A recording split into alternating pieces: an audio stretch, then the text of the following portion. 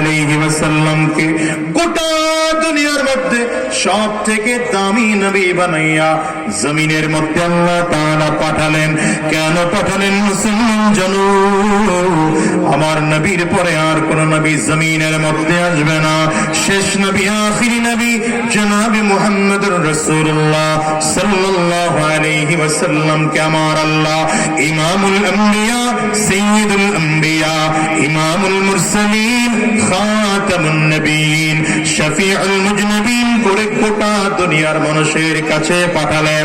আমার নবীর কাছে সাহাবায়ে কেরাম গিয়ে যখন কাছাকাছি বসে বসে দ্বীনের কথা শিখেছেন, যেই মানুষগুলো ছিলেন জাহান্নামের আসামি, সেই মানুষগুলো ধীরে ধীরে ধীরে ধীরে জান্নাতের মেহমান হয়ে গেছে।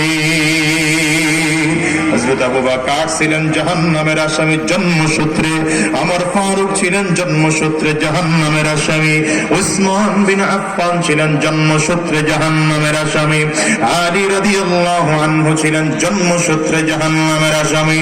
কিন্তু এই মানুষগুলো নবীজির কাছে গিয়ে হাতে হাত দিয়ে যখন কালিমা পড়ে মুসলমান হয়ে গেলেন, কোরআন ও সুন্নাহ অনুযায়ী নিজের জীবনটাকে সাজাতে আরম্ভ করলেন, এই মানুষগুলো এত দামি মানুষ হয়ে গেলে নবীজি নিজের জীবদ্দশায় 10 জন সাহাবীকে জান্নাতের সার্টিফিকেট দিলেন।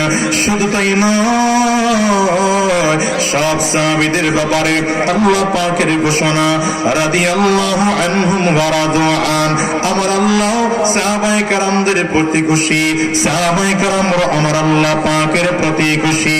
শুধু তাই নয়, সব সাহাবীদেরকে আল্লাহ তাআলা, যদিও 2-4 জন সাহাবী গুনাহ করেছেন, কিন্তু সাহাবায়ে কেরাম জন্ম ইন্তেকালের আগে আগে আমার আল্লাহ তাআলা এদেরকে দিয়া তওবা করা, গুনাহ মাফ করাইয়া জান্নাতি মানুষ বানায় জমিন থেকে দিয়েছে।